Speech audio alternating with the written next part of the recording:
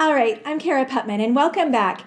In the next few minutes, I just want to talk about a few ways you could pull these different threads together. Now, a lot of it's going to depend on the genre that you're writing in and what your readers are going to expect. So if you're doing a romance, there should be an external journey for the hero and the heroine, there should be an inner journey, and there should be the romance thread. And then if you're writing Christian fiction, there would also be the spiritual thread as well. If you're writing women's fiction, for each of the point of view characters, you're going to need an external and an internal journey. And those external journeys are going to overlap, while the internal journeys might be unique to each character. That's just going to depend on how you're creating your story. With a mystery, you're probably going to have the mystery, the external journey, where there's some kind of conflict coming up for the heroine or hero, as well as an internal journey. What are they learning? Now, I write quite a few cozy mysteries for Guidepost, and on those, there's not a lot of the internal journey, but there's usually one nugget, one theme that gets kind of expanded over the course of the 65,000 words.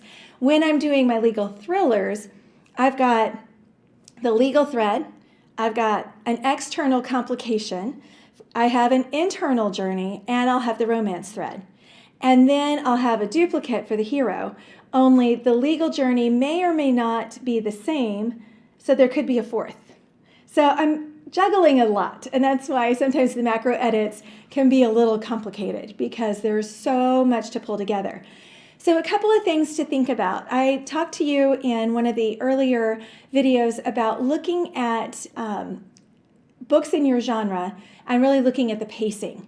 How quickly do these different threads come together?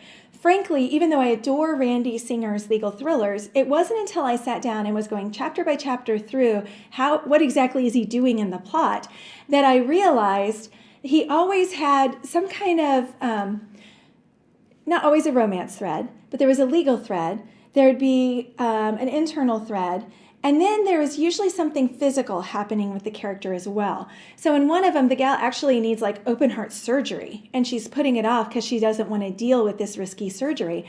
And that actually becomes part of the conflict, is she's hiding it, and then she can't anymore, and she ends up needing surgery at like the 75% point of the book. I had never put together how intentional he was about that kind of tension until I sat down and really thought about, okay, here's what he's doing, thread upon thread upon thread.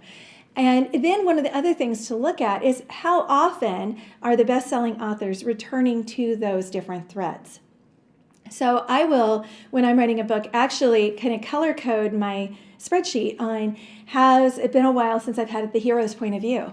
If there has, even though it's a strong female lead, I need to make sure he's still in there.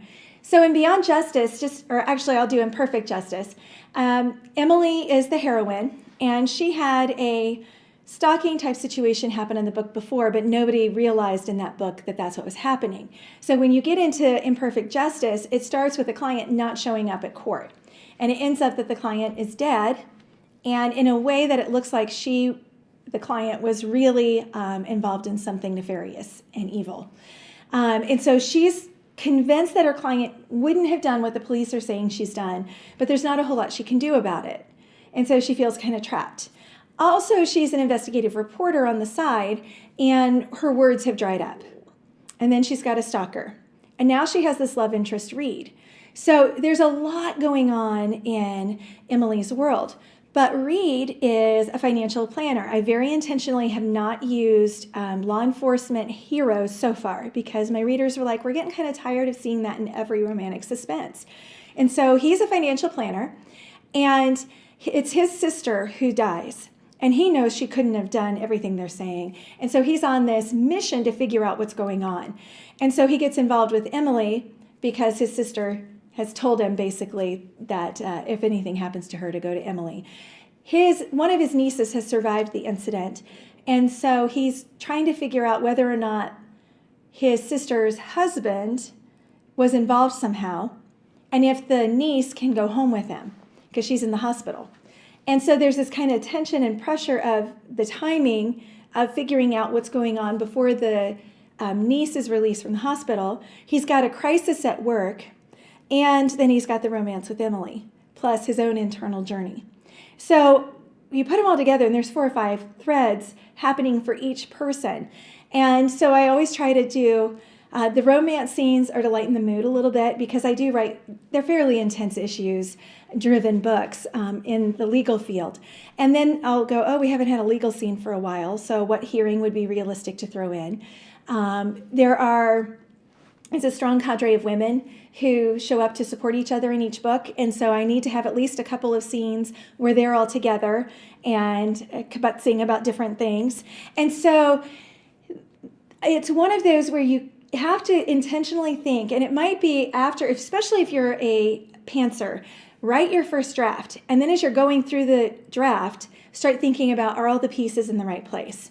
This is why I like using the Quill.io, which is an online writing platform, and a lot of my friends adore Scrivener, because you can write the scenes and then move them around real easily once you realize, oh, that needs to go here and this one needs to move down, and you can just drop and click and it moves, and then at the very end you export it to Word, check the formatting, and then send it to your editor.